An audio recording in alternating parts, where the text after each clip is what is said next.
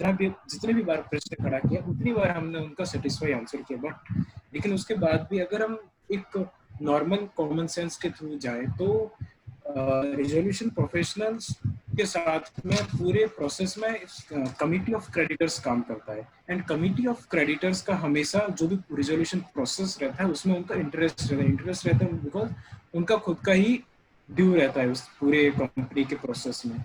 So basically अगर resolution plan submit हो चुका है उसके बाद में उसको अप्रूवल करवाना है, या to whom they want to appoint any other authority और कहाँ जाना है, तो बेसिकली कमिटी ऑफ क्रेडिटर्स का हर समय वोटिंग राइट रहता है, और उनके स्पेसिफिक कोरम या उसके स्पेसिफिक परसेंटेज के अप्रूव होने के बाद में ही उसका आगे का प्रोसीड किया जाता है। तो बेसिकली रिजोल्यूशन प्रोफेशनल्स या इंसॉल्वेंसी प्रोफेशनल्स एकदम free nahi hai, they are under the purview of kind of purview under the committee of creditors. दूसरा, there was a concern about the penalization of whoever do wrong in the whole process. So if you look upon the section 68 of the IBC code, there is a provision of proportional punishment, and जहाँ दे रखा है कि if any debtor or if any creditor do a concealment of property on the part of any officer of the corporate debtor, so basically that can be held liable for the punishment of 3 to 5 years, and there is a provision as well of fine which is minimum, which is of 1 lakh rupees, and that may be extended to 1 crore rupees. Thirdly, the specific punishment provision is also being held by the NCLT New Delhi in specific case, which is Unigreen Global Private Limited case, where that country totally hides all the property, and Enclave Delhi, New Delhi has given its judgment, and the judgment was very harsh, and then it was defined that yes, we have definitely good crime and punishment rated sections. Lastly, I would like to draw the attention of the whole committee on the specifically MSME topic, and because financial entities have been excluded from the purview of related party in the code. And if we look upon the definition of related party, it is given in the code, and it is also given under the after amendment of the section 29A, because MSMEs का एक limited exemptions provide किया गया section 29A के अंदर, and it allows its promoters as well to submit a resolution plan provided he is not a willful defaulter and is concerned with respect to third party interest in submitting a resolution plan for MSME was recognized. So basically MSMEs में भी promoters उस enterprises के promoters को allow किया गया कि they can bid for a specific thing, लेकिन उसमें भी willful defaulters का जो exemption था उसको उन्होंने valid रखा, क्योंकि willful defaulter एक वो term है जहाँ पर आप अपने आप को एक डिफॉल्ट घोषित करवा देते हो, और ये सोचा जाता था पहले के टाइम में, सोचा जाता था कि विलफुल डिफॉल्ट घोषित करवाने के बाद में 8-10 साल तक केस चलता रहेगा कोर्ट में, फिर हम एक नॉर्मल सी 5/25 स्कीम लेंगे जिसके अंदर हमारा जो लोन है वो रिस्ट्रक्चर हो जाएगा और लोन की एवरग्रीनिंग हो जाएगी, which is not possible now. So basically MSMEs के लिए स्पेसिफिक रिजोल्यूशन प्लान सरकार ने बनाया जो अब तक नोटिफाई हुआ नहीं, and it will be notified very soon. Thank you. Thank you sir. Gehlot साहब.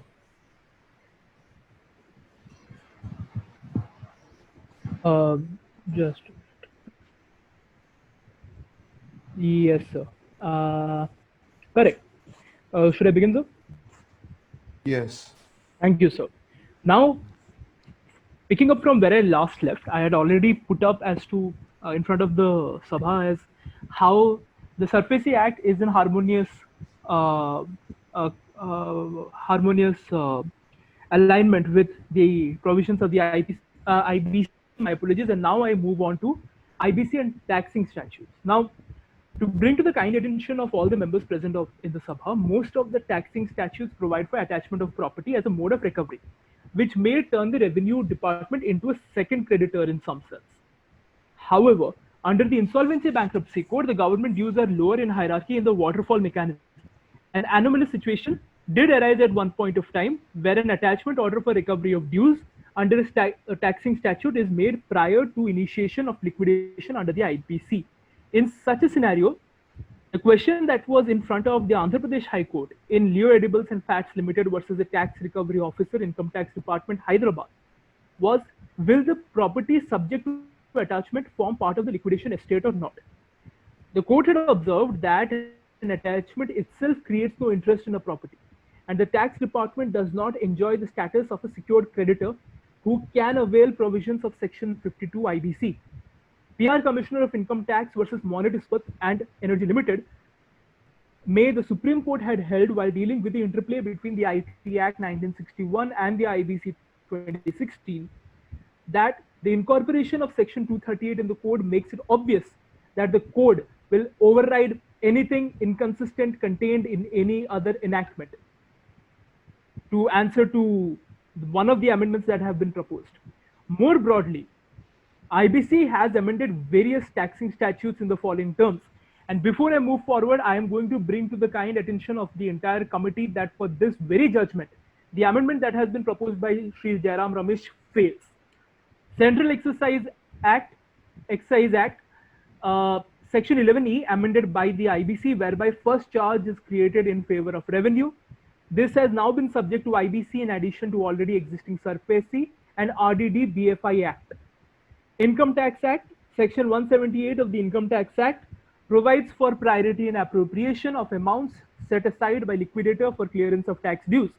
178 Clause C was amended to read, the provision of this section shall have effect notwithstanding anything to the contrary contained in any other law for the time being in force, except the provisions of IBC. Insofar as liquidation of a company under the code is concerned, Section 178 of the IT Act stands excluded by virtue of the amendment of Section 178 Clause C, with effect from November 1, 2016, in provisions of Section 247 of the Insolvency Bankruptcy Code, read with third schedule appended thereto. Therefore, in the event an assessee company is in liquidation under the code, the Income Tax Department can no longer claim a priority in respect of clearance of tax dues of the said company as provided under Section 178 Clause 2 and Clause 3 of the Act of 1961, the Income Tax Act of 1961. Now, when we speak of the Customs Act, Section 142, which is in regards to liability of first charge on property, was amended and is now subject to the IBC in addition to the SARFAESI and the RDD BFI Act. When it comes to Section 88 of the Finance Act, which is liability under the Act to be the first charge, the said section was also amended and made subject to the provisions of IBC in addition to SARFAESI and RDD BFI Act. We now move on to addressing the elephant in the room, which is the nexus between the IBC and the Arbitration Act, on which I'm going to further elucidate in the coming speeches. However, to bring to the kind attention of the entirety of the committee, the amendment of modifying Section 238 does not stand true on a constitutional angle. Thank you. Thank you, sir. Jairam Ramesh. Thank you, sir, for clearly pointing out that why you basically don't want to do. The intention is clearly seen since yesterday, that how the central government basically wants to take the power of and wants to use that one legislation which they claim to be a very organic and a perfect law, but has certain flaws. To not go actually on that part, I planned to introduce my amendment later. So I would rebuttal to your point later, because there's something very important which has to be discussed in this committee prior than discussing an amendment which is proposed by me. So with the due permission of the chairman, I would be introducing and proposing my amendment later in the committee. But before that, let me bring the entire House attention to something which I had spoken before in the committee, which would be dealing with what a fast track resolution process basically is. Now, a corporate insolvency resolution process consists of 180 days, which can be extended to 270 days. Now, a fast track resolution process is a process where for some important matters whose ambit and scope is still not being derived by the government, what matters in specific will be held under, or what matters will be taken under the fast track resolution process. In this process, instead of 180 days, the entire process should be completed within 90 days. And if it is not completed, it should be extended by more 45 days. So a fast track resolution process is a process where basically the entire timeline or the time frame which was set for the CIRP is half its range. Now moving to why this section, these sections from section 55 to section 58 basically are not so well drafted is, I'll tell you why. Because it says that the criteria for invoking this FTRP process depends upon the corporate debtors' assets, incomes, and nature of creditors or quantum of debt. So there is no particular threshold which has been actually set where where we can rely upon that how can a fast track resolution process be initiated or invoked basis on a particular threshold, which has not been basically derived down. Now later, moving forward to apologies sir, later to moving forward, that the Ministry of Corporate Affairs have notified that section 55 and 58 of the bankruptcy code pertaining to this process has categorized debtors in the way they are going to basically try initiating this process, but then it again lacks because section 55 clause 2 clearly says, clause 2 subclause A says that a corporate debtor with assets and income below a level as may be notified by the central government. Subclause B says that a corporate debtor with such class of creditors or such amount of debt as may be notified by the central government. And subclause C says that such category of corporate persons may be notified by the central government. Now, sir, are we assuming that these notifications, which are to be given by the central government on all the three bases, can be regulated with time and again? Like, can these notifications be changed over and again? Because the Act basically does not provide of any threshold, because it apologies, the Act does not basically talk about a particular threshold. Now, as there is no particular threshold, are we assuming that the government is going to keep changing the threshold on the basis of what cases it actually handles? On this, I would like to enumerate further. Thank you so much.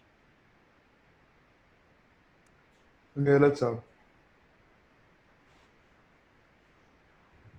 Sir ji sir, thank you sir. Time शुरू करने से पहले आपसे एक बस 5 second चाहिए मुझे. Thank you. Yes, sir. May I begin with your due permission, sir? Please. Thank you, sir. So, sir, the reason as to why in the said sections, as have been enumerated by Ramesh ji, the responsibility of notifying who the corporate debtor is lies on the government, because we need to understand that the fast track process happens in exceptional cases. Otherwise, the central government does not have an onus to notify who the corporate debtor is. It is just exceptional circumstances of a certain measure or of a certain level where a fast track process, corporate insolvency resolution process needs to be done, and hence the involvement of the central government is necessary for the notification of the corporate debtor. There is patently no mistake in the drafting or otherwise of the said legislation, sir, because it is only for exceptional cases and not beyond it. How do I arrive at the understanding that it is for exceptional cases and not beyond, sir? Because when you understand the number of fast track CIRP processes which have happened, they're comparatively very, very less as compared to the generic CIRP processes which have happened since 2016. But besides the point, there is no point which I can find to rebut apart from a perception of a certain honorable parliamentarian who believes it's not well drafted. Coming to IBC and the Arbitration Act, I'm going to bring to the very kind attention of the honorable chairman and the deputy chairman to section 9, which speaks of proceedings and application by an operational creditor. So again, bring under kind attention, IBC is not a recovery mechanism. It is a mechanism to find a resolution. Therefore, if there is a pre-existing dispute in relation to an operational debt, An application to initiate CIRP is not admitted until and unless such operational creditor has an accrual of 10% or more of the total amount of debt. A dispute, as defined under Section 5 Clause C of the IBC, includes an arbitration proceeding as well. An application filed by an operational creditor under Section 9 of the IBC during the pendency of arbitration proceedings with respect to that operational debt will be thus rejected. Hence, the Honorable Apex Court has held in K. Kishan versus Vijay Nirman Company Limited that a challenge to an arbitration award under Section 34 of the Arbitration and Conciliation Act amounts to the existence of dispute under IBC. Therefore, CIRP cannot be initiated even after the conclusion of arbitration proceedings with respect to operational debt only, unless the challenge to the award has been concluded or the time period for filing such a challenge is over and the award has become final. However, to bring to your kind attention, sir, the overriding effect of the IBC also mandates that an arbitration clause by itself will not automatically oust the jurisdiction of the NCLT under the IBC, something which I have been trying to convey since yesterday. Now, the issue at hand is it will not oust the jurisdiction of the NCLT under the IBC if the other conditions for admission of application are fulfilled. This brings me to Section 7, which is the application by a financial creditor. There is no defense of a pre-existing dispute available under Section 7 of IBC in an application by a financial creditor. A financial creditor is only required to prove default. It flows from the same that an application filed under Section 7 of the IBC is not barred by the ongoing arbitration proceedings. Moreover, once an application under Section 7 of the IBC is admitted, the other proceedings pending before any courts or tribunals, including the arbitral tribunals, are stayed by coming of moratorium into effect from the date of the admission of the application by the NCLT. Hence, sir, when it comes to a financial debt, if a case has already been admitted to the NCLT, which flows directly from the decision of the NCLT in Reliance Commercial Finance Limited versus Ved Cellulose Limited, case of 2017. If a case has automatically been pushed to the NCLT, it puts a stay on each and every other proceeding which was going on. However, if there has been an arbitration proceeding which was going on before the case went to the NCLT, then this arbitral award that would be given would be purview to ratification by the NCLT, because there should not be multiplicity of proceedings. Therefore, in the Reliance Commercial Finance Limited case, it was clearly held, and I am sorry to exceed my time, Section 7 of IBC, there is no bar to initiate CIRP, even if arbitration proceeding is pending. Such a bar exists in respect of claim made by the operational creditor under Section 9 only. Apologies. Thank you. Jairam Ramesh. So with the permission, can I be the next speaker? Because I'm actually finding something. Okay, Jai Shankar. If Sir Jai Shankar is okay. Sure, sir. Thank you so much. Sure. उपसभापति महोदय, Jairam Ramesh sir ने अपने पहले की speech में fast track resolution process के बारे में बहुत अच्छे से जिक्र किया। फास्ट ट्रैक प्रोसेस को अगर हम एकदम अच्छे से देखें और इसकी ज़रूरत क्यों पड़ी, इसको नोटिफाई क्यों किया गया, तो इसको हम अगर बहुत अच्छे से समझा तो मिनिस्ट्री ऑफ कॉर्पोरेट अफेयर्स ने 14 जून 2016 को एक नोटिफिकेशन के थ्रू सेक्शन 55 to 58 के अंदर fast track corporate insolvency resolution process को इनिशिएट किया, and then insolvency and bankruptcy board of India ने स्पेसिफिक उसके लिए रेगुलेशंस भी ड्राफ्ट किए। Basically fast track insolvency resolution process एक बहुत ही लिमिटेड एंड स्पेसिफिक कैटेगरीज के लिए है, and if I tell all the categories on the floor of this committee. First is a small company which is defined under Section 2 Subclause 85 of the Companies Act 2013, and then a startup. Startup means which is not should be the partnership firm as defined by the notification of Ministry of Commerce and Industry.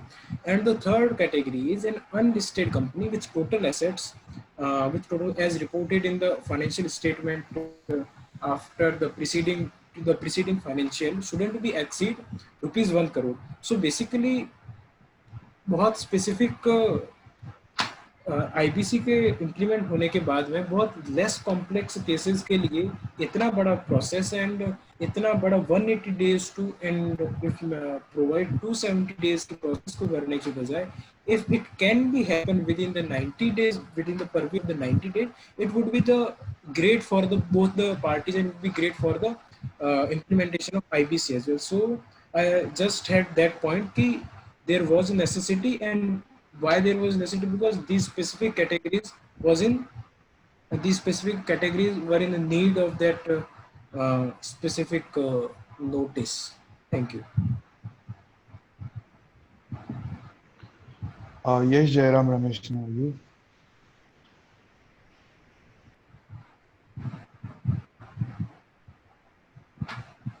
Thank you, Sir Chairman. Sir Chairman, like when I spoke about the fast track resolution process to be a little vague in its nature, I clearly said that because two things. There was not a per se threshold mentioned. Second, the members of the government said that this process is initiated only in the exceptional cases. Sir, again, the very simple sense of creating a gray area. What exceptional cases? What purview of exceptional cases? Under what ambit are exceptional cases classified? What type of cases can be exceptional cases?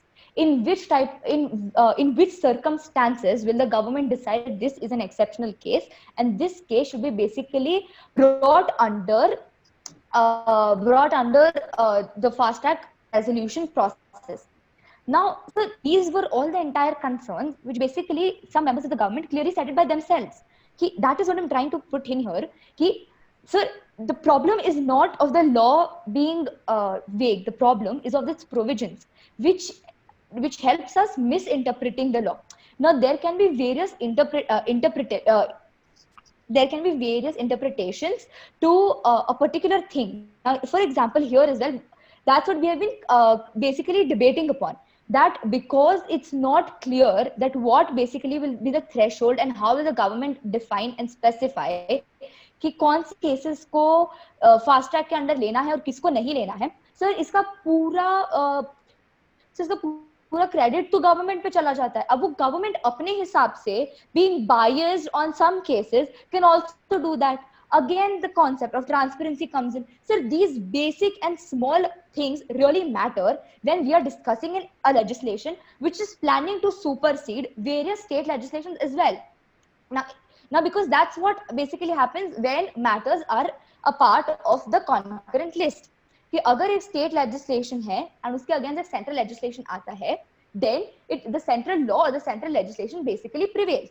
So sir, अगर हम एक ऐसा law लेकर आ रहे हैं जो सारे state laws को, जो स्टेट लॉज को पर से और ये करने वाला है, सुपरसीड करने वाला है, देन सर उसमें हम ट्रांसपेरेंसी सबसे ज्यादा आइदर एक्सपेक्ट करते हैं या it has to be away from ambiguity and it should not lack clarity. So this was my entire point. Now, as I already mentioned, that I'll be talking about two major things in this committee henceforth. The first one being the fast track resolution process, my concerns and my problems which I was basically having with this resolution process, I've already put forth in front of the committee. Now, second will be dealing with the liquidation of as the guarantors are concerned. With your due permission, sir, I'll be speaking about it in my further. Thank you, ma'am. Galat sir. Thank you, sir. So the entire understanding, Honorable Chairman and Sir Deputy Chairman, is we do not want to give a straitjacket definition to laws as is. तो इसमें एक दिक्कत आता है. You constrict the law too much and it stifles the market economy. It stifles the stakeholders' concern. अगर आप कहीं पे for the judicial interpretation या legislative interpretation के लिए जगह नहीं छोड़ते हैं, then it is going to inadvertently diminish the way or the growth of or the development of the relevant stakeholders, because everything is going to be too formulated. Hence, we leave the option or we leave the arena of judicial intervention and interpretation open.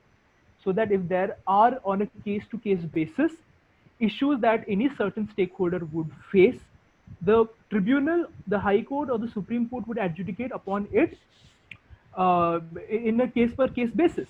Anyway, sir, now I'm going to go to that one point that Jairam Rameshji had made about how Section 238 it does not have, should not have superseding or overseeding power over other laws.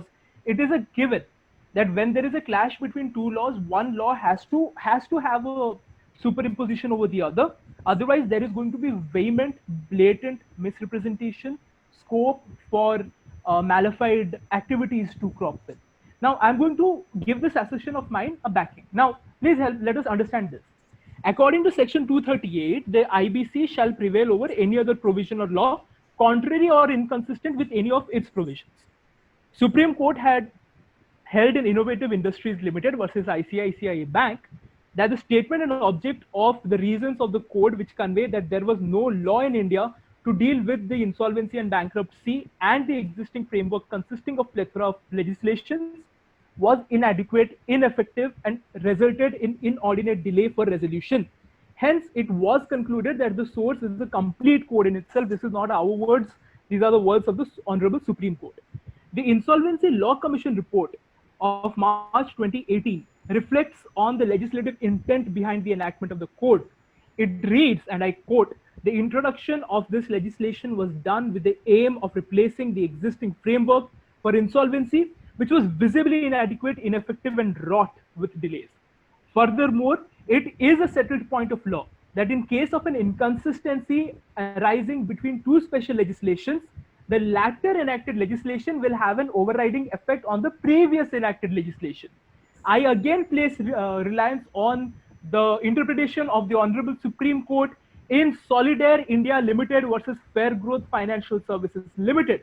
It's a completely different reason if tomorrow honorable parliamentarians like Shri Amir Faiz ji are going to come and say कि Supreme Court ने तो जो किया उसो किया, it doesn't necessarily mean that they're right. In maybe not as much of a bombastic sense of excitement as I am saying it. In order to thus determine an inconsistency between two statutes, again the Honorable Supreme Court laid down an elaborate test in the case of Kishore Bhai Khamanchand Goel versus State of Gujarat. One of the methods that the court devised was to determine whether the legislature intended to lay down an exhaustive code in respect of the subject matter replacing the earlier law.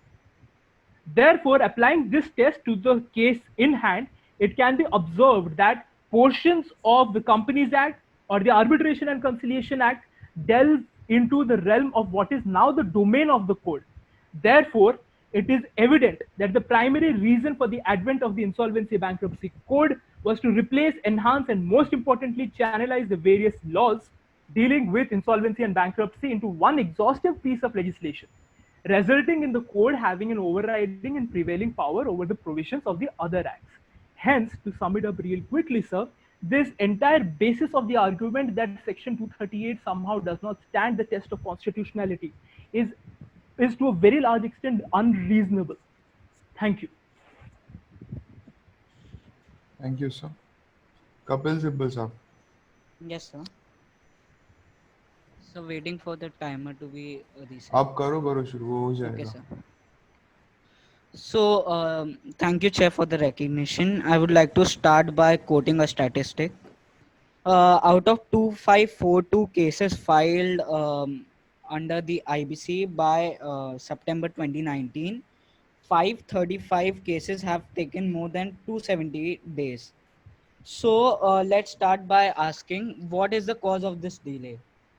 Well, it is noted that in Orchid Pharma case, the entire resolution process had to be restarted after the resolution applicant failed to infuse money.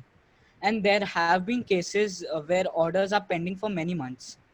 And one case of Amtech Auto and Adhunik Metallics is such that the winning bidder, such as Liberty House Group, have failed to pay, and this caused the delay. Now next we go to, okay.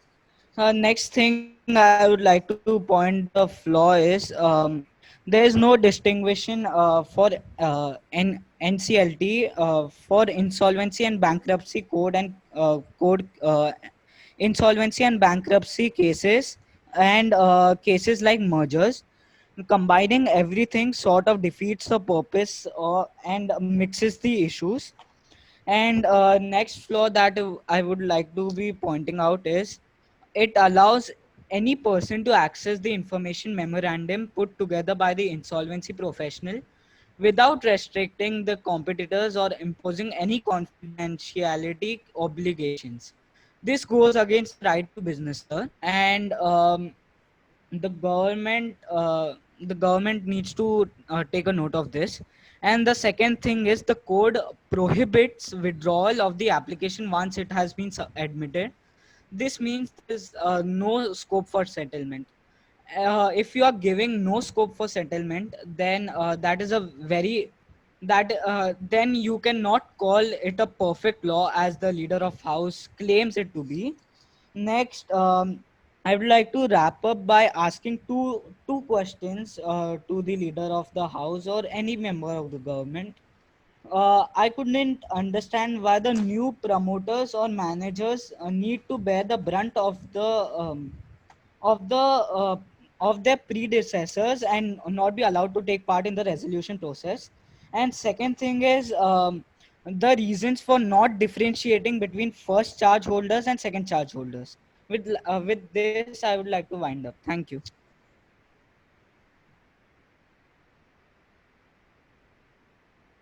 Gehlot साहब. Mute. Thank you, sir. May I begin? Yes. Thank you. With the advent of how Section 238 actually constitutionally has an overriding power, as has been enumerated by several Supreme Court judgments that have brought to the floor of the House, it would be really unfortunate if even after this, the members of the aisle of the opposition would still believe that they are either of the opinion that the Supreme Court has an erroneous opinion and that they know better than the Honorable Apex Court, or that they are still not satisfied with it. I now move on to the nexus between the IBC and the Prevention of the Money Laundering Act. I would still bring to the kind attention of each and every member of the House the reason as to why I am reiterating how the IBC has a superimposing or an overseeing power over other laws is to ensure that provisions would still be in harmonious construction.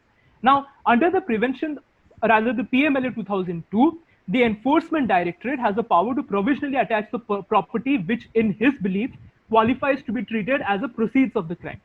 Such provisional attachment can thereafter be confirmed by the adjudicating authority under PMLA, which has the effect of confiscation of said property. The order of confiscation of property attached under PMLA takes away the right and title of its owner and vests it absolutely in the central government, free from all encumbrances. The issue that was to a very large extent existing pre-IBC was whether moratorium is applicable to such proceedings and is applicable to such proceedings which has been dealt with various forums and which has resulted in some contradicting decisions. Hence, the Bombay bench of the NCLT in SREI Infra Finance Limited versus Deputy Director, Directorate of Enforcement, PMLA, wide order dated December 12, 2019, held that IBC overrides the provisions of PMLA and the proceedings under PMLA have to be stayed in the light of the moratorium in the following terms. Non-obstante clause contained in IBC, which is the later statute, again to bring reference to this case, shall prevail over the non-obstante clause contained in section 71 of PMLA, and the proceedings before the adjudicating authority under PMLA is civil in nature, and hence, in view of section 14 of IBC, the proceedings before the adjudicating authority of PMLA cannot continue. Moving on from this, the High Court of Delhi's order in the case of Deputy Director, Directorate of Enforcement, Delhi versus Axis Bank and others, while considering appeals against the appellate tribunal under PMLA, which held that the RDBA, SARFAESI Act and IBC prevail over relevant statutory provisions of PMLA. The Delhi High Court had set aside the said order and had held that the provisions of IBC, do to a very large extent override provisions under PMLA. Now, right, the Honorable NCLAT, in its judgment dated September 2nd, 2019, in Rotomag Global Private Limited through Liquidator versus Deputy Director of the Enforcement Directorate of Enforcement, by placing reliance on the Varsana Ispat Limited versus Deputy Director, Directorate of Enforcement, Company Appellate Insolvency Case of 2018, held that the moratorium under Section 14 of the IBC is under certain circumstances applicable to attachment proceedings under PMLA against properties acquired through proceeds of crime.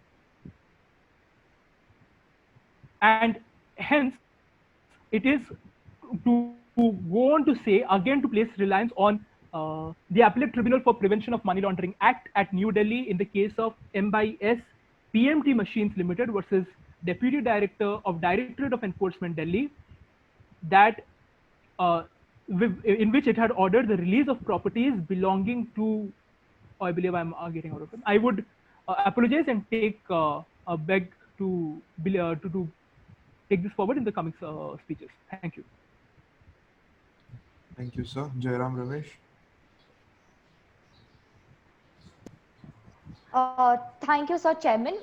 Sir Chairman, before we move ahead with the second point, which I basically wanted to highlight in the committee, members of the government said that they've not kept the law very stringent or rigid because they want it to be a little flexible in nature, where judicial intervention can be accepted, where various interpretations of various different courts or tribunals per case wise can be accepted. Fine, sir, agree to your point. But sir, one thing which we need to actually come down to is that whenever there is an interpretation which is left in a very gray area, there can be interpretations which are contrary to each other. Now, this is the basic concept of what basically jurisprudence is, that jurists can have their interpretations contrary to each other. And I am not saying that either of the jurists is or are wrong in their very own interpretation. But being in the legislature, it is our duty to basically formulate such a law which does not provide so much of ambiguity that there can be a difference in opinion or difference in interpretations, is my entire point. And now, all your points regarding Section 238 have been considered, and I've written it down, and I'll be dealing with it later when I actually propose my amendment, as already told to the committee before. Now, coming to what I basically wanted to talk about, with the entire, what nobody in the entire committee for the past 2 days have been discussing, is about the liability of a guarantor during the corporate insolvency process and resolution process. Now, before we actually go to that, let's actually understand what a guarantor is. Now, in very simple words, a guarantor is one person who gives a surety or assurance to some person that if you incur losses because of yourself or any third party, I will be the person who is going to back you up with financial support. That is what a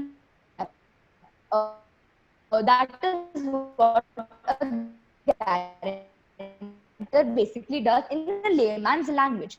Now, bankruptcy code provides that where a corporate insolvency resolution process or liquidation proceeding of a corporate debtor is pending before the National Company Law Tribunal, an application relating to the insolvency resolution or liquidation or bankruptcy of a corporate guarantor or a personal guarantor, as so whatever the case may be, such corporate debtor shall be filed before the National Company Law Tribunal.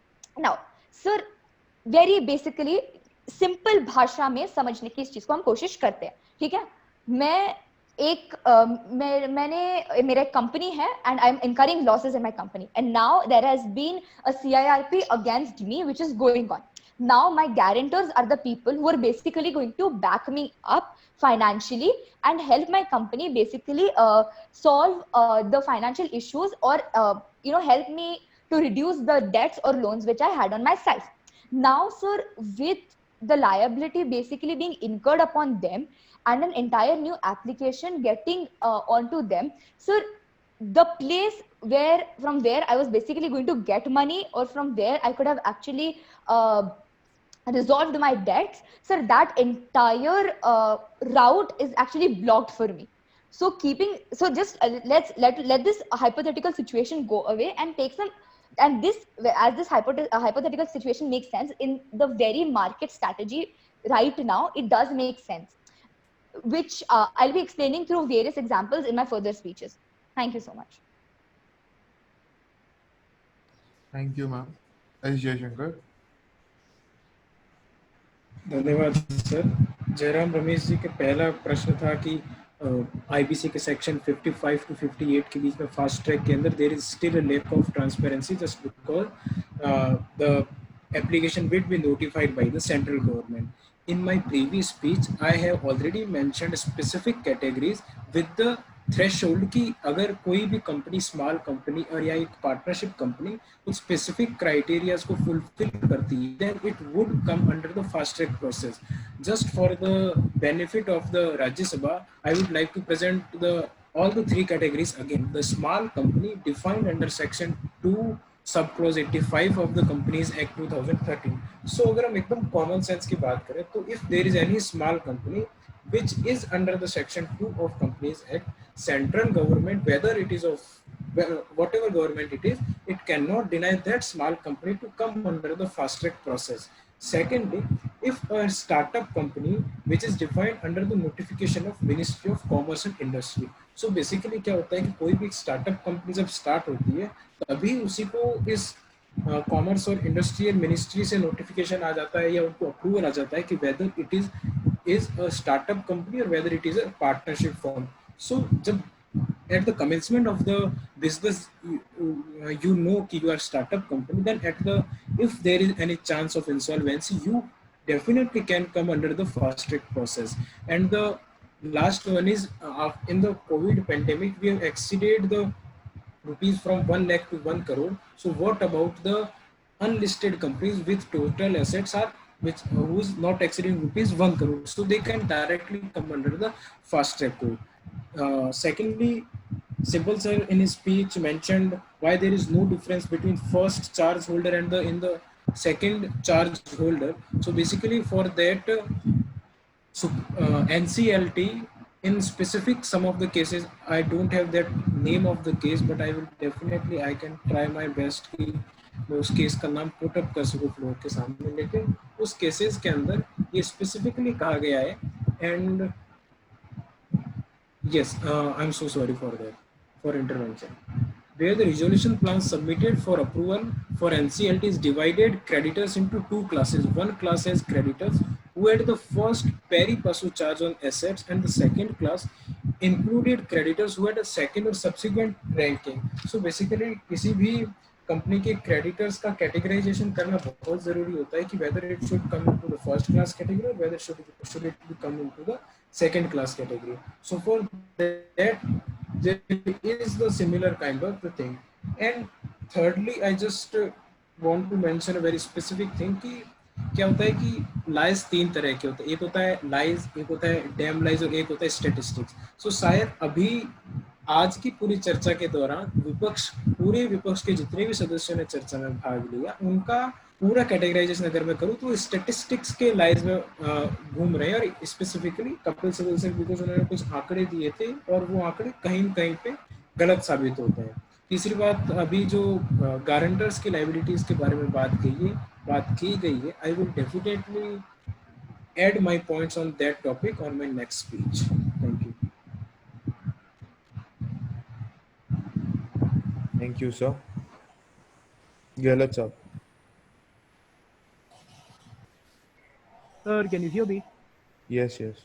Yes, sir. So, just yes, sir. So before I move on to this new point of the liability of guarantors, I'll just finish off the last point when it comes to a question between the PMLA and the Insolvency and Bankruptcy Code. The Appellate Tribunal for the Prevention of Money Laundering Act, as I was saying in the last speech of mine, in M/S TMT Machines Limited versus the Deputy Director, Directorate of Enforcement, Delhi, clearly said that both the statutes, in light of their respective objectives and domains, should be harmonized, On one end, when the PMLA is instituted mostly for criminal offences, the IBC lies there for civil wrongs. From this, I now move on to the liability of guarantors. Now, I will begin on the very outset that when any person looks at the conclusion of a CIRP, it is very clear that the insolvency resolution process does not bar the creditor to proceed against the guarantors. That means if you happen to be the creditor, say Jaishankar Saab happens to be the creditor, and he wants to move against me as the corporate debtor, or the person who had guaranteed that he or she will make good if I make an error, he has the option of moving against both of us, rather, my apologies, against either of us as per his convenience and his interest or his intent. The rights of a creditor thus against a guarantor are independent. And now I will come to the analogy of this. Now, there have been many speculations where the issue of rights of a creditor against a guarantor, corporate guarantor or individual guarantor, under the Insolvency Bankruptcy Code have been questioned or raised. The apex court and the adjudicating authorities, the appellate authorities, have provided sufficient clarity on such issues, such as whether the moratorium under Section 14 of the IBC applies to the assets of a guarantor, or whether the CIRP process can be initiated against a corporate guarantor even before the same is initiated against a corporate debtor. However, the question that many a times comes up is about the rights of a creditor against a guarantor after the conclusion of the CIRP of the principal debtor or the corporate debtor, that is, post the approval of the resolution plan. As per the scheme of the code, sir, if we look at the scheme of the code only, once the CIRP is accepted by the COC and the same is approved by the adjudicating authority, there is a very reasonable understanding that the resolution process is going to come to an end, because the CIRP process is going to come to an end, because obviously the resolution plan is now ready to be implemented. Once the CIRP is concluded and the plan gets approved by the adjudicating authority as per Section 31 of the IBC, the debt which was owed by the corporate debtor stands settled. No proceedings against the corporate debtor can be initiated in relation to the debt that has been settled. Reason dictates it. The resolution plan so approved is binding on the corporate debtor, its employees, members, creditors, guarantors, and other stakeholders involved in the resolution plan. Therefore, it is reasonable to understand that once a resolution plan is approved by the adjudicating authority, the liabilities of the corporate debtor come to an end. However, the creditors retain the right to proceed against the guarantors of the corporate debtor. There is no specific bar under the IBC that a creditor cannot claim its remaining debt due from the guarantor, which was otherwise not recovered from the corporate debtor through the CIRP process. Therefore, it is a very settled position of law that the liabilities of guarantors are coextensive with the borrower. Therefore, if the borrower is unable to clear the debt, then the right is accrued in favor of the creditor to proceed against the guarantor. This liability is independent in itself, as the contract of guarantee is an independent contract as per Section 133, 134, and 140 of the Indian Contract Act. Thank you and apologies. Thank you sir. Kapil Sibal साहब यहाँ पे भेज रहे हो. Okay. Jairam Ramesh.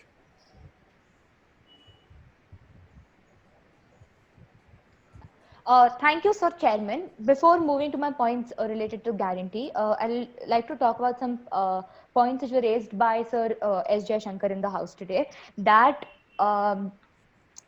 probably they have understood or misunderstood what I tried to say. I never said that there will be a lack of transparency from the government side as far as the central notifications will be released as far as Section 55 to 58 are concerned. What I said at that point was basically, sir, if there is no particular threshold और अगर ये जो regulations है और ये जो notification central government release करती रहेगी, सर अगर द सेंट्रल गवर्नमेंट के notifications one after the other change होते गए, तो सर वो कहीं ना कहीं लॉ को इम्प्लीमेंट करने में एग्जीक्यूटिव को दिक्कत आने वाली है. So instead of keeping it so open that the central government can issue notifications, or on the basis of the notifications issued by the central government, why not inculcate such such notifications already in the act, through which for the time basis, through which एक process समझ में आ जाएगा कि fast track resolution के लिए क्या criteria होगा. And अगर with time being, अगर in the future years looking at the market sectors, अगर चीजें चेंज होती रहती है, सर वैसे IBC 4 बार अमेंड हुआ है, सर आगे भी अमेंड होगा. Sir all I'm trying to tell is कि अभी के लिए instead of keeping it so open and vague, let's actually try getting something that's substantive, which does not keep the code so vague in its nature. Now, Sir Jaishankar also spoke about that he clearly said, I remember his verbatim, that there will be certain criteria through which the through which the fast track resolution process could be invoked. Now, sir, वही तो मेरा question है, sir, criteria, क्या criteria? Sir आप कैसे उसको differentiate करने वाले हैं? Is that major criteria we want to know in this house today? And जहां तक अब ट्रांसपेरेंसी की बात आ रही है, सर ट्रांसपेरेंसी की बात ना इस क्राइटेरिया में आएगी कि क्या sir, because I am not blaming the government, I am basically trying to figure out a possibility कि सर विल और can the government basically for its own interest actually include such companies or direct such companies for the fast track resolution process? Sir, it's just a possibility which can take place, which may not take place. But the transparency factor comes because criteria are not cleared. And when it comes to ambiguity, it is when the government, when things will be related to the government notifications, which may be issued or reissued.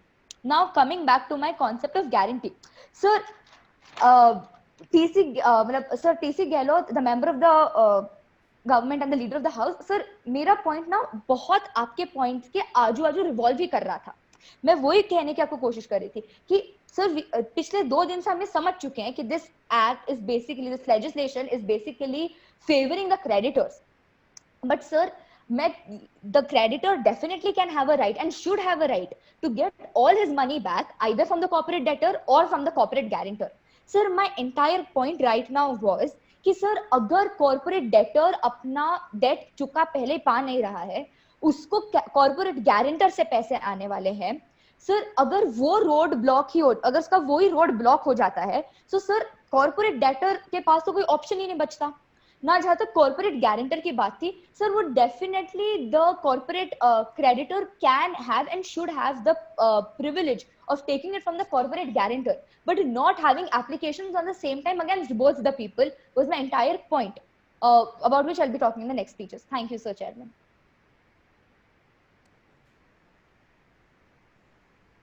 Mir Fayaz.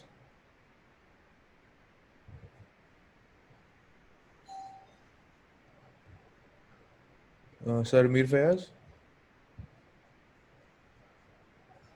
अच्छा, you are not here. है कि नहीं है कि चले गए? चले चले गए. चले, अच्छा मतलब ये 1 मिनट कहाँ गए यार. हाँ बोला तो था इन्होंने, मैं भी इनका देख तो पा रहा हूँ. चलो ठीक है फिर यार, उनका मन नहीं कर रहा होगा. नेक्स्ट कौन है? गहलोत सर. गहलोत साहब चलो. जी सर, should I begin? जी सर. जी please. Sir so Jairam Ramesh ji ने सही कहा, उनके पॉइंट्स हमारे आजू बाजू हैं एंड वो आजू बाजू ही हैं, और मतलब आगे नहीं जा रहे, ना ही पीछे आ रहे हैं, ना ही बात समझने की कोशिश कर रहे हैं. आप खुद समझने की बात कोशिश कीजिए मैडम, कि अगर आप क्रेडिटर हैं एंड आपके कॉर्पोरेट डेटर के पास एक गारंटर है, कॉर्पोरेट डेटर, हमारा उद्देश्य ये है आपके हिसाब से ही सही कि corporate debtor should be absorbed of the liabilities, which is absolutely fine. In a case, when you look at the provisions of a contract of guarantee under the Indian Contract Act, you can very well look at the fact that the corporate debtor, or in this case, the principal debtor, would not have to bear the brunt of the liability. The surety, rather the guarantor, would do it instead. So इसमें everyone has a win-win scenario.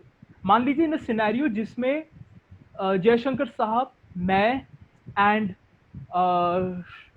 Shri जी राव, हम तीन लोग एक contract के party है, जिसमें जयशंकर साहब ने कहा है कि गहलोत साहब, अगर आप मुझे जो पैसा देने वाले हो आपसे चूक होगा तो श्री जी राव हमको देंगे जो भी संपत्ति, पैसा जो भी। हम तीनों के बीच में एग्रीमेंट है, करेक्ट। अभी इसमें चीज ये हो रहा है कि मैं पैसा देने लायक नहीं हूं, which is essentially what bankruptcy means. I am unable or not in a scenario to give the money back. In such a case, the liability will bounce from me to Shri G Rao. अगर जयशंकर साहब चाहते हैं कि जी राव जी से उनको उनका पैसा जल्दी वापस मिलेगा, in such a case everyone goes back home happy. I will be taken, my bad loans and bad assets will be taken care of. Jayashankar Saab is going to get back his dues, and G Rao Saab is going to hold up his end of the bargain that he did via the means of the contract. I still do not understand आप back and forth उसमें क्यों जा रहे हैं, but never mind. I'm going to go back to मैं जहाँ पे last छोड़ा था. The guarantors in this scenario can take the defense of the provisions of the Indian Contract Act. अगर आप 134 देखेंगे उसमें लिखा हुआ है the guarantor is discharged of its liability towards the creditor if the creditor on its own instance discharges the principal debtor. The main ingredients of this section is discharge of the debtor through voluntary act of the creditor and not due to operation of law. Any scheme or plan that is approved by a court or tribunal becomes a statutory scheme and is therefore an act of operation of law, and therefore चाह के भी एक guarantee cannot dissolve himself or herself of the liability जो उनके ऊपर आया था via the contract. Now IBC के तहत when you look at things, the corporate debtor under IBC is discharged on the approval and implementation of the resolution plan. Resolution plan is approved by the adjudicating authority, in this case the NCLT or the NCLAT as the case would be. After it is satisfied with the same, is approved by the prescribed majority of the members of the COC, and its contents are in accordance with law. Therefore, IBC के तहत corporate debtor is discharged by the operation of law, that is approval of the resolution plan by the adjudicating authority on its satisfaction, and not in the instance of a creditor, even if one or any of the creditors may or may not be in favor of the resolution plan. Although IBC is in a stifle, is in a logjam with the Contract Act. However, 238, section 238 comes into play, and we have already presented and we have already established in front of the house that 238 jab aa raha hai, with IBC being a latter law, will have a superior overseeing imposition over Indian Contract Act only when there is a contravention of rules or legislations. Thus, जब resolution plan एक बार approve हो जाता है adjudicating authority से, the corporate debtor is discharged and the said decision is binding on the creditor. Thus, the guarantor cannot be said to be discharged of its liability towards the creditor on the discharge of the principal debtor's liability. अब ma'am थोड़ा समझने की कोशिश कीजिए. Finally, कि corporate debtor एक बार discharge जब हो जाता है तो हो गया. A discharged corporate debtor cannot be dragged to a court of law.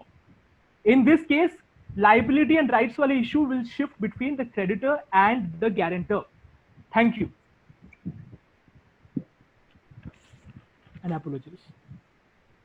Thank you, sir. Jai Shankar, sir.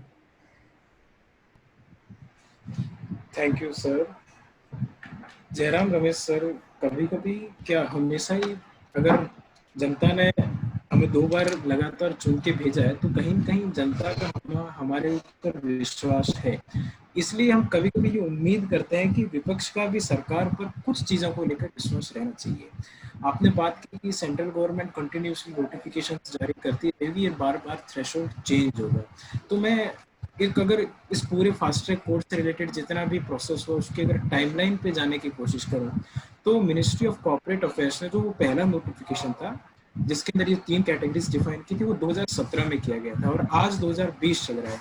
मुझे इन 3 वर्षों के दौरान जितनी भी फास्ट ट्रैक प्रोसेस में केसेस आए उन सब के लिए समाधान निकाला गया और अब तक उसको चेंज करने की नौबत नहीं आई. दूसरी बात यह है कि मार्केट सेक्टर्स में बदलाव की वजह से, इकोनॉमी में बदलाव की वजह से अगर नोटिफिकेशन चेंज करने की जरूरत पड़ी, तो अगर वो हमें एक्ट में भी इंक्लूड करते हैं, then also we can amend that specific provision of the act. So if we are amending any specific provision, और if we are amending releasing a new notification, it doesn't mean कि central government के पास में transparency नहीं है. अगर मैं इतना ही कहूँ तो ये ऐसी चीज है कि अब राय का पहाड़ बनाने की जरूरत नहीं है. दूसरी बात, कपिल सिब्बल साहब ने वो लिंक शेयर किया, उसके लिए धन्यवाद. और वहाँ मैंने जो भी फिगर्स थे उनको देखा. 2500 टोटल 2500 के आसपास केसेस हैं, उनमें से 1200 केसेस के आसपास सॉल्व हो चुके हैं. इसका मतलब around 50% of the cases has been solve. So अगर हम ये उम्मीद करते हैं कि 2500 केसेस आए हैं तो सारे 2500 के केसेस जल्दी ही सॉल्व हो जाए, पूरे टाइम बाउंड मैनर में सॉल्व हो जाए, तो प्रैक्टिकली पॉसिबल नहीं है. अगर हम सरकार में हैं, अगर हम विपक्ष में हैं, लेकिन अगर हम प्रैक्टिकली किसी भी चीज़ पे बात करें तो वो पॉसिबल नहीं है. तीसरी बात, गारंटर्स की लाइबिलिटी के विषय में leader of the house Thawarchand Gehlot ji ने बहुत अच्छे से एक्सप्लेन कर दिया, लेकिन फिर भी अगर मुझे इसमें एक पॉइंट ऐड करना हो तो मैं एक केस लॉ ऐड करने के साथ में करूंगा कि बॉम्बे हाई कोर्ट में alpha and omega diagnostics versus asset reconstruction company of India के अंदर इसी क्वेश्चन को डील किया कि what is the liability of a guarantor under moratorium period, and the court examined the specific word it, I want to quote it, contained in section 14 of the IBC, and said that the benefits of moratorium is not available to the personal guarantors of the corporate debtor. Hence, a personal guarantor's assets can be disposed in order to settle the debt. So basically, personal guarantor is in connection with that corporate debtor, and then in light of the same, it is vital to point out that whenever the guarantor pays the corporate debtor's debt, he himself acquires a right against that principal debtor.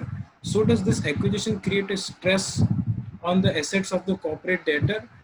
If possible, we are definitely looking कि अगर guarantor उसका पैसा pay off करते हैं, तो then guarantor has a right against the principal debtor.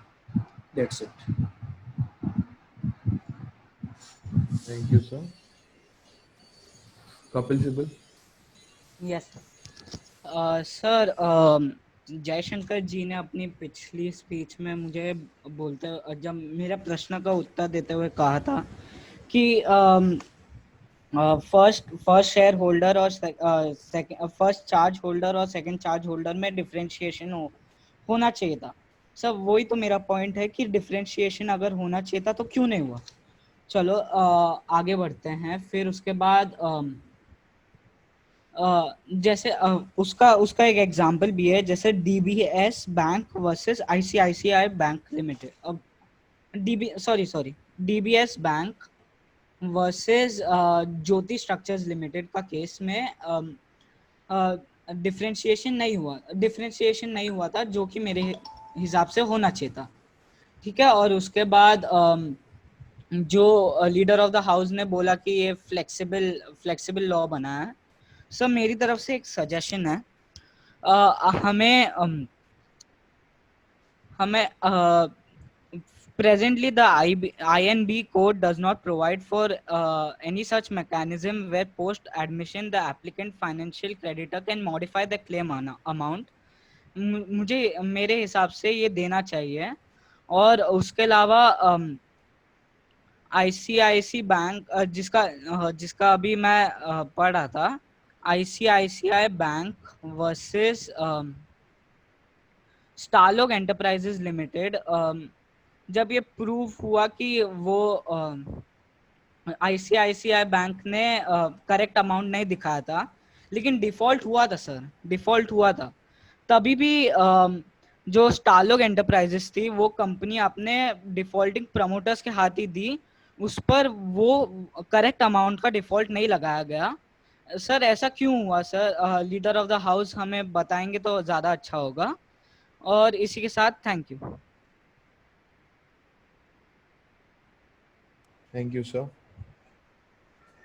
Gehlot sir. Thank you sir. Sibal साहब को धन्यवाद. आपसे दरख्वास्त है सिब्बल साहब कि आपका जो भी सजेशन था, अगर आप हो सके तो यहाँ चैट बॉक्स में डाल दीजिए, so that we can contemplate on it and we will obviously deliberate on it. We take when we say that sabka saath sabka vikas, we obviously take everyone in the loop. And we thank you for your understanding and for your comments on the same. Now, यहाँ पे I'm going to go back again to the liability of guarantors वाली बात पे. Supreme court का एक judgment है in the case SBI versus V Ramakrishnan 2018 का case है. इसमें उन्होंने ये कहा था that they're placing strong reliance on section 31 of the IBC, which states that once the resolution plan is approved, it will be binding on all the stakeholders, including the guarantors. On the basis of the said provision, it is held that the guarantor cannot be relieved from making payment by virtue of section 133 of the Contract Act, even if the debt is varied under the resolution plan, as the resolution plan is binding on the guarantor as well. How is it binding on the guarantor? अगर मान लीजिए जयशंकर जी is my guarantor, if my resolution has been absorbed, उसका मतलब ये नहीं कि resolution गायब हो जाता, उसका मतलब ये है कि resolution has been transferred from one person to another. In this case, my guarantor, hence Jaishankar ji. Now, अब ये भी समझने की कोशिश कीजिए सेक्शन 140 में of the Indian Contract Act. ये कहा गया है कि guarantor has a right of subrogation for the debt amount paid on behalf of the principal debtor. Under IPC, एक बार जब CIRP का conclusion हो जाता है, a guarantor cannot enjoy such right when the payment is made by him with respect to the debt for which the guarantee is provided. Subrogation का मतलब ये होता है कि मान लीजिए मेरे पे डेट, मुझ पे, मैं अगर गारंटर हूँ एंड मुझ पे लाइबिलिटी आती है, कॉन्ट्रैक्ट एक्ट के तहत I can subrogate that liability to someone else. IBC का अंडर ये नहीं होता है. And why under IBC this is not possible is because अगर ऐसा सब्रोगेशन होता रहा तो मैंने XYZ को दिया, XYZ ने ABC को दिया, ABC ने PQRST को दिया, तो ये लंबा सर्कल चलता रहेगा. Correct. Your position has been very well settled by the NCLAT in Lalit Mishra and others versus Sharon Biomedicine Limited, Company Appeal Insolvency Number 164. इसमें ये कहा गया था that the guarantor cannot exercise its right of subrogation under the Contract Act, as proceedings under the IBC are not recovery proceedings; they are resolution proceedings. The object of the proceedings under the IBC is to revive the company and to focus on value maximization, and not to ensure that credit is available to all the stakeholders. Therefore, ऐसी recovery cannot be made by the guarantor under an IBC proceeding. जब हम report of the Insolvency Law Committee 2018 के ILC के report को हम देखते हैं, the committee ने ये observe किया था कि assets of a surety is separate from those of the corporate debtor. The enforcement of the guarantee may not have a significant impact on the debt of the corporate debtor, and the proceedings against a corporate debtor may not be seriously impacted by the actions against the assets of the surety. Surety, in this sense, means your guarantor. The contractual principles of guarantee are required to be respected even during moratorium. The guarantor cannot take a defense that they will not be liable for any remaining amount once a resolution plan is approved. जैसे हाल में NCLT principal bench new Delhi in the matter of Rev Scans private limited ने ये कहा था कि एक application filed by one of the guarantors who had tried to challenge the proceedings initiated by the financial creditors against the guarantor post the acceptance of the resolution plan is dismissed. Hence, हमारा law along with NCLT and Supreme Court के judges along with the harmonious sections of the Indian Contract Act very clearly mandate the who's who and what's what of the liability of guarantors. चर्चा करने के लिए आप चर्चा कर सकते हैं, but to bring to your kind attention, I would really request all the members concerned to kindly have a good understanding of the law before they make a statement thereon. Thank you. Mir Fayaz. Right. From my understanding of the committee, from how far we have come across as a house, we believe that we've had a very fruitful discussion till now. However, there are certain concerns that remain to be stated, which are as follows. We believe that a lot of the concerns which we had have been brushed aside by saying that these are necessary to inculcate or to provide for the bankruptcy process. We made the contention of this being of the condition of, all right, so the government have told us that certain provisions need to be fluid in nature, However, such fluidity ultimately results in more and more litigation and more appeals and more cases in the judicial and quasi-judicial forums, which ultimately beats the purpose of the IBC, which is to ensure for a speedy recovery, right? Furthermore, we highlighted the unconstitutionality of this code in the sense that it violates the Article 226 of the Constitution. This has also not been much deliberated or much reverted by the government. We believe that this is a very I believe that this is a very important topic, which very important subject which needed to be decided, as Article 226 forms the basic structure of the Constitution. Furthermore, moving on, we mentioned that despite the government's best efforts and the efforts by judicial and quasi-judicial bodies, there have been many judgments, many landmark improvements. However, home buyers have not been identified as secured or unsecured financial creditors. They're just termed as financial creditors. Again, this is something which would cause a lot of confusion and scope for further litigation, which would ultimately delay the process of justice. Because we see that Section 53 of the IBC, it gives us with a hierarchy of payments, which has IRP and liquidation costs, then workmen dues, employees dues, unsecured financial creditors, government dues, right? So on and so forth. So we believe that this real estate issue also needs to be addressed, to be talked about by the government, which still lacks in discussion. Then I would like to move on to another point, that is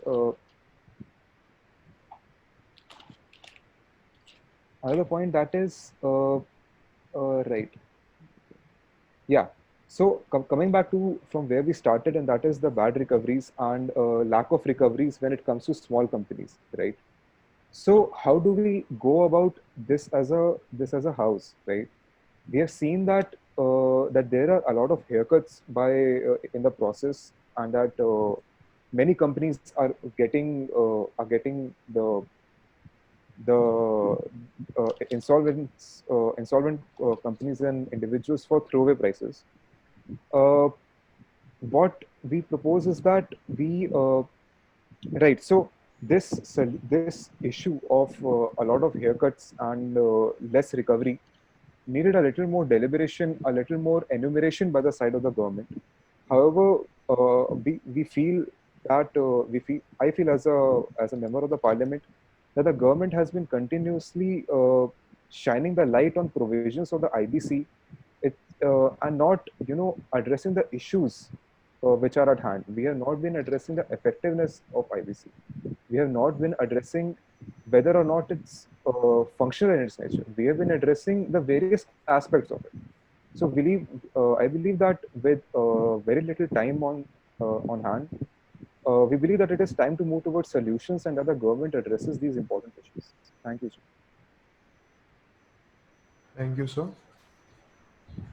Jairam Ramesh.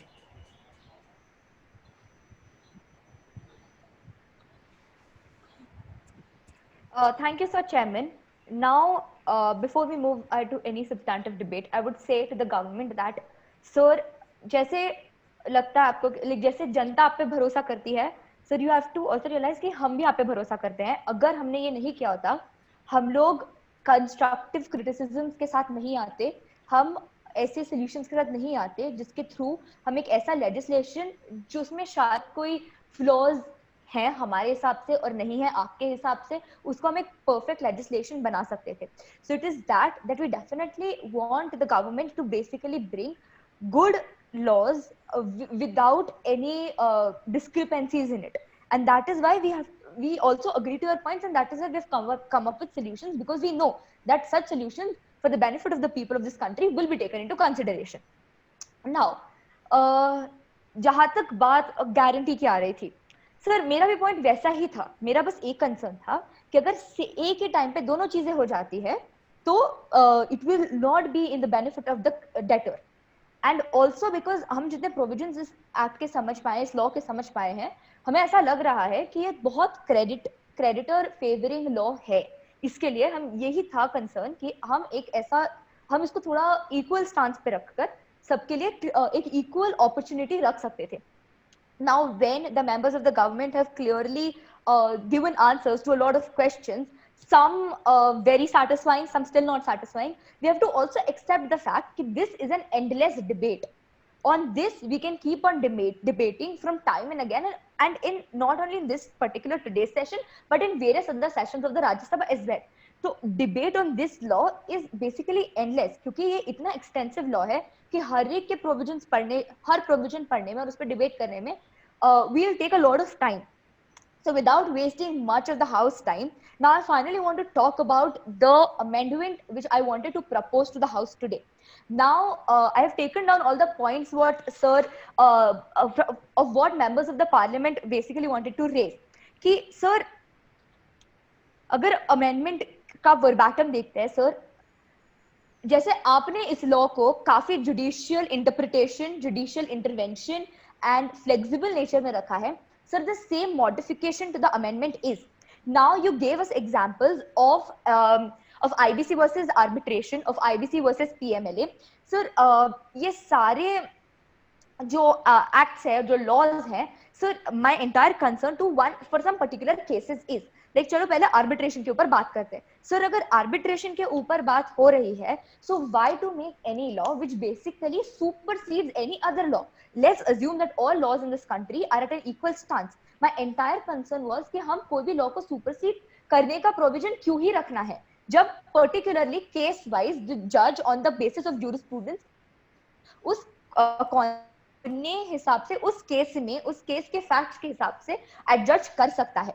Now there can be some cases जहां पर the judges feel that yes, the application for the CIRP should have been taken into consideration under section 7, तो वो करेंगे. बात वो है ही नहीं, बात यहाँ पे entire interpretation की वापस आ जाती है. Modification to the entire amendment was basically keeping in mind कि हम इस section 238 को थोड़ा और ओपन कर देते हैं, थोड़ा और लीनियंट कर देते हैं और उसको उतना स्ट्रिंजेंट नहीं रखते हैं. जैसे आपने कहा कि ये लॉ काफी इवॉल्विंग लॉ है, so let's keep it into the evolving stage basically through which the government planned it to be. So my entire point of getting in this amendment to the modification of this amendment was, let's keep it a little lenient, let's not restrict it, and let's keep it on the interpretations of the judges as well. Thank you so much, sir. Just a news, Amit Shah has been tested positive. कोई नहीं. Oh, I think it's saddening things. We are very saddened with the developments that have come up. On behalf of the government, I would like to convey my heartfelt regards.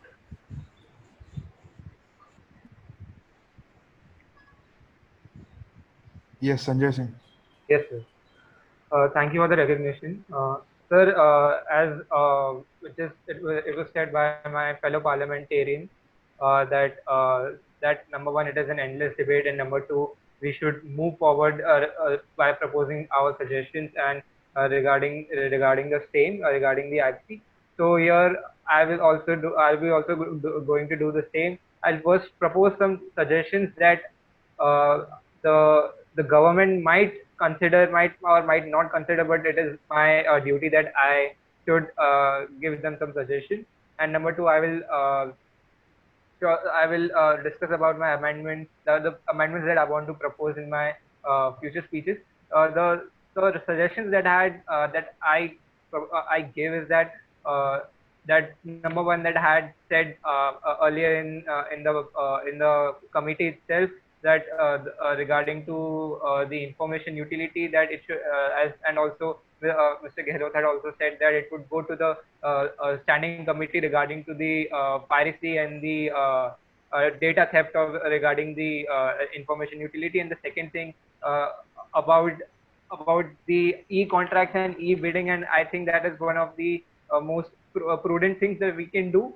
Like if there is an e-bidding process of the liquefied assets, then it would be of a great it would be a great thing, because there are numerous advantages. Like one of the big advantages that it will be under the it will be properly audited, and it will be properly monitored when the assets are being liquefied. And the second thing is that the suggestion that I want to propose right now is related to the MSME.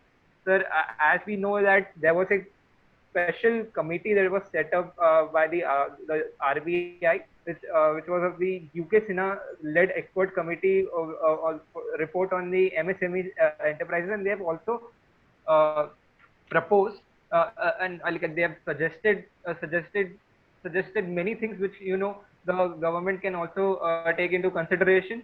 That is then I'm going to highlight those important points that they have proposed. That number one is that the committee suggests that with the gradual evaluation of MSME ecosystem, the MSME medium and MSMED Act 2006 there should be a provision provision should be made under itself, because see, the operational creditors are not given the same status as the financial creditors, and these MSMEs are the ones supplying critical goods and services to the corporate debtor. And also the MSME sectors, there might be some of the MSME sectors that get sick, not because they are because of the willful default. It can also the one of the big reasons that it gets it becomes sick is because of the delayed payments done by the big public and the private enterprises, and as well as the government companies. And also the committee had also proposed that MSMEs face the same thing, that the MSMEs face the same problem of delayed payments and hesitate to enforce the legal provisions available to them under the MSMED Act due to their low bargaining power. As timely payments to MSCs is of least priority to the buyers, the solution must be necessarily designed around the buyers. The committee recommends amendment to the MSMED Act required all MSMEs to mandatorily upload all their invoices above an amount to be specified by the government from time to time to an information utility. I'll continue other suggestions and amendments in my future speech. Thank you. Next session में okay sir 2 minute बचे हैं, एक speech लेनी है Ishan sir. Ishan sir हाँ ले लो final ले लो। I believe I have put up हाँ आपकी है। Oh, thank you, sir. My apologies. Go ahead. Yes, sir. मैं अभी थोड़ा सा तर्क के विषय से आगे कुछ बात करूँगा. This is something which is, I believe, personal to all of us. The timing of this debate could not have been more auspicious. And why is it so? हमारे ordinance amendment, the last ordinance amendment of June 2020, has, on behalf of the government, I say this, was brought about with an immediate relief, keeping in mind how it would affect stressed assets. There have been many concerns with regards to the way the insolvency bankruptcy code has worked, and I tahe dil, I am very, very gratitudous to the members of the opposition to bring in their inputs, because the governance is and will always work on one of the more formidable pillars of the opposition, because without them, the government is not as much a government without the opposition. So a first vote of thanks for the opposition for having a healthy, engaging debate with us for the 2 days that have passed. With this, I would also take a moment to reminisce and remember the lawmakers, policymakers, men and women of different stratas, class, cadres, creeds, who have worked really hard in a very expeditious manner, in a very eruditious manner, to bring about a change in the way the law is. I can testify as a person who has been here back in 2016, who has seen the law as it has formed over the past 4 years, that we have covered quite the distance. So a huge amount of a vote of thanks to them as well. I would, with this, request and also hope that we keep up the debate and the understanding and the discourse on this matter, because the opposition is in power in many states and in many places, and their understanding and their grasp of the issue, although not as much as as similar as the government would, but still matters a long way in forming the law as it would be in the years to come. With this and with the solemn understanding and hope that we all keep well, we all stay safe, stay well, and obviously adhere to the government guidelines with regards to social distancing measures, and hopefully that the future versions of Unlock, the Unlock Pratikriya, bear fruit. I would sincerely beg the leave of the Honorable Chairman to adjourn the session proceedings.